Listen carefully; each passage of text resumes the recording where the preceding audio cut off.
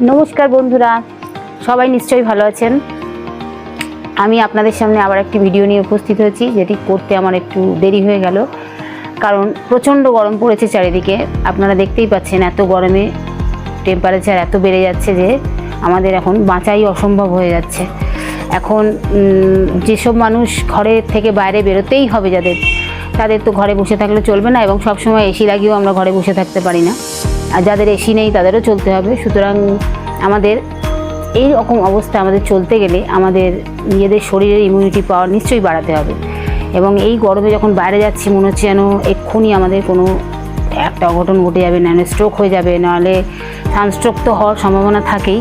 এছাড়া মনে হচ্ছে যে মাথা ঘুরে পড়ে যাব এবং শরীরের গরম এত বেড়ে যাচ্ছে যে আমরা নিজেদের ঠিক রাখতে পারছি না। মাথায় যন্ত্রণা শুরু হয়ে যাচ্ছে, কারো জ্বর হয়ে যাচ্ছে, কারো পেটের গন্ডগোল হয়ে যাচ্ছে। তো আমরা কি করব, এই অবস্থা থেকে আমাদের নিজেদেরকে রক্ষা করার জন্য কিছু প্রাণায়াম আছে যেগুলো করলে আমরা শরীরের ইমিউনিটি পাওয়ার বাড়বে এবং ভেতরে এমন একটি কুলিং পাওয়ার তৈরি হবে যেটা আমাদের এই গরমকে প্রতিহত করার জন্য আমাদের যথেষ্ট পাওয়ার তৈরি করবে শরীরে। এবং তখন আমরা কি করব, এই গরমটা আমাদের যদিও গরম হয় তবু আমাদের শরীরের ভেতরটা ঠান্ডা থাকলে আমরা সেটাকে জুঝতে পারবো, আমরা সেটার বিরুদ্ধে লড়াই করতে পারবো।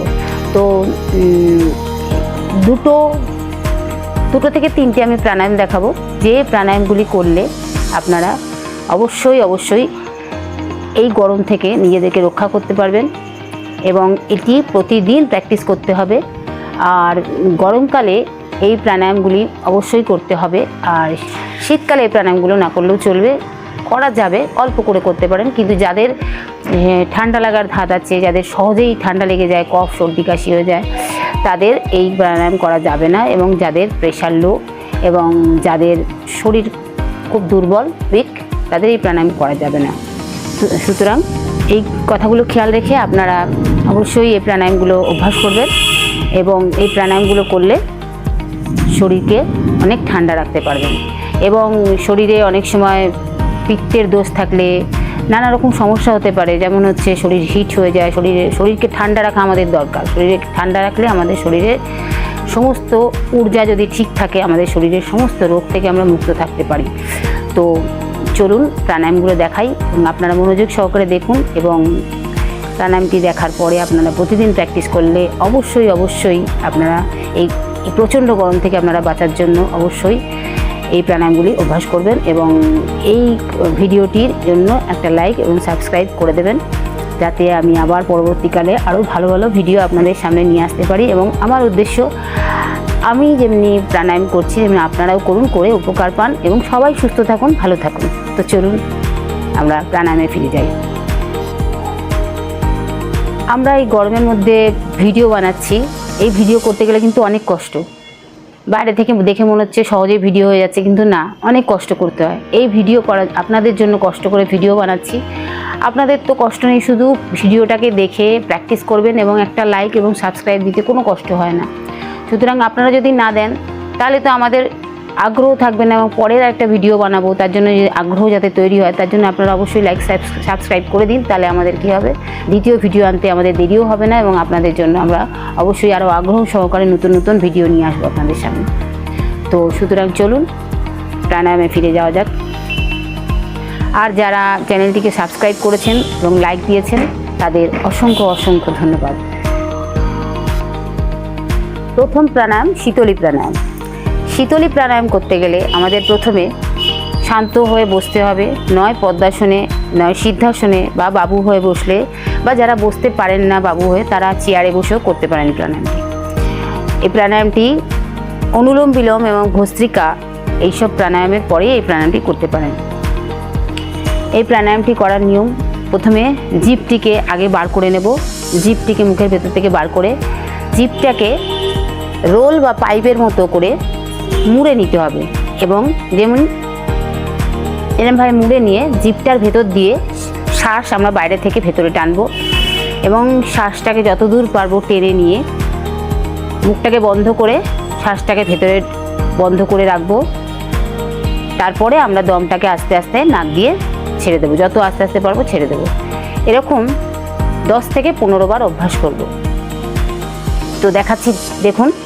প্রথমে জিভটিকে বার করছি, এবার জিভটিকে রোল করব। এবার শ্বাসটা নেব।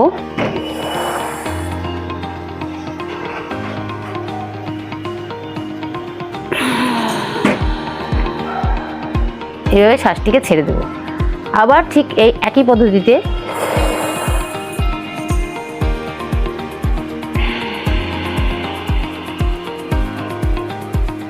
এটা সাধারণ পদ্ধতি শীতলী প্রাণায়ামের। এবং এই প্রাণায়ামটিকে আরও একটি ভালোভাবে করতে গেলে শ্বাসটিকে প্রথমে নেব এবং নিয়ে শ্বাসটাকে যখন 10 থেকে 15 বার প্রতিদিন অভ্যাস করতে করতে এই অভ্যাসটা করায়ত্ত হয়ে যাবে, তখন আমরা এই অভ্যাসটা করতে পারি। শ্বাসটাকে নিয়ে প্রথমে জিভটাকে সরু করে শ্বাসটাকে নিয়ে নেব, নিয়ে শ্বাসটাকে হোল্ড করে রাখবো। কেমন করে না, প্রথমে মাথাটাকে নিচু করে এইভাবে চিবুকের সাথে লাগিয়ে রাখবো এবং আমাদের অ্যানালের যে রাস্তাটা আছে, অ্যানালের পথ এবং আমরা যেখানে ইউরিন পাস করি সেই পথ, এই দুটো পথকে, এই পথের দুটো পথের দাঁড়টাকে আস্তে আস্তে ভেতরের দিকে টেনে নেব, যেটাকে বলছি মূল বন্ধ। এই মূল বন্ধ এবং জালন্দার বন্ধ একসাথে করে থুতনিটাকে এরকমভাবে চেপে রেখে দিয়ে কিছুক্ষণ রাখবো। তারপরে আস্তে আস্তে বন্ধটাকে ছেড়ে দেবো এবং আস্তে আস্তে শ্বাসটাকেও ছেড়ে দেবো। তো চলুন করে দেখাচ্ছি।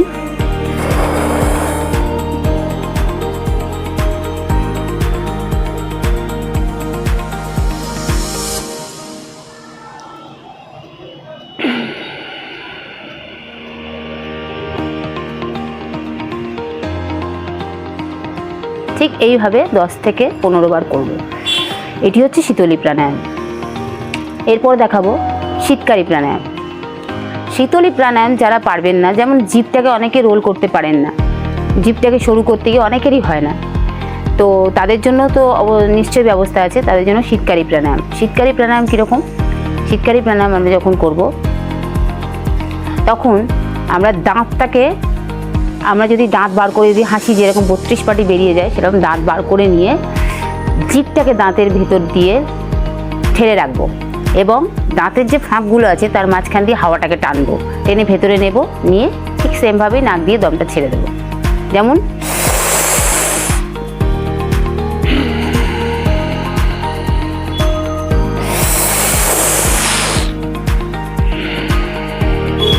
এইভাবে 10 থেকে 15 বার করব। এটা যাদের করায়ত্ত হয়ে যাবে অভ্যাস করতে করতে, তারপরে আমরা কি করব, এটাকেও আরও ভালোভাবে করার জন্য ঠিক দাঁতের মাঝখানে জিভটা ঠেলে শ্বাসটাকে নেব এবং একইভাবে মূল বন্ধ করে ভেতরে অ্যানালের পথ এবং আমাদের ইউরিন পাস করার পথ, এই দুটো মাঝখান থেকে ভেতর দিকে এরমভাবে টেনে রাখবো এবং এইভাবে জালন্দার বন্ধ করে মুখ থেকে নামিয়ে এরমভাবে জালন্দার বন্ধ করে এইভাবে দমটাকে হোল্ড করে রাখবো। তারপরে আস্তে আস্তে জালন্দার বন্ধ মূল বন্ধে ছেড়ে দিয়ে আস্তে আস্তে আমাদের শ্বাসটাকেও মুখ দিয়ে বার করে দেবো। দেখুন আমি কিভাবে করছি।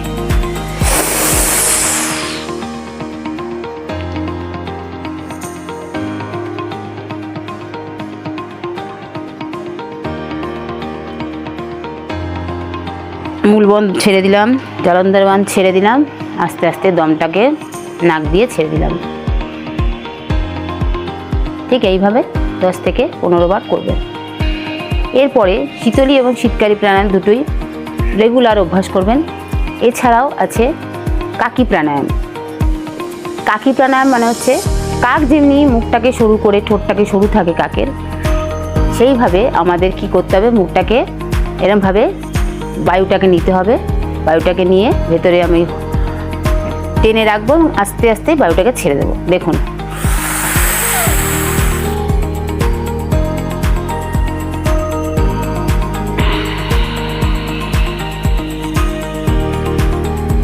এতে কোনো বন্ধের প্রয়োজন নেই। দমটাকে নেব, একটুখানি সময়ের জন্য ধরে রাখবো এবং মুখ দিয়ে আস্তে আস্তে দমটাকে ছেড়ে দেবো। দেখুন আবার করছি।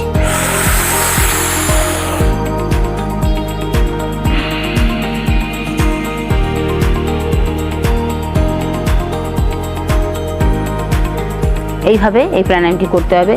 এই 3টে প্রাণায়াম আপনারা যদি রেগুলার মন দিয়ে করতে থাকেন, তাহলে দেখবেন আপনাদের শরীরের পাওয়ার এত বেড়ে যাবে যে আপনারা গরমে, আপনি রোদে বেরোন, গরমে বেরোন, যদিও বেরোনো উচিত নয়, তবুও যদিও গরমে যতই গরমে সবার কষ্ট হচ্ছে, কিন্তু আপনি দেখবেন ভেতর থেকে আপনারটা গরমে যতই গরম হোক, আপনি কিন্তু নিজের সহ্য ক্ষমতা অনেক বেড়ে যাবে এবং আপনি সহজে কাবু হয়ে যাবেন না।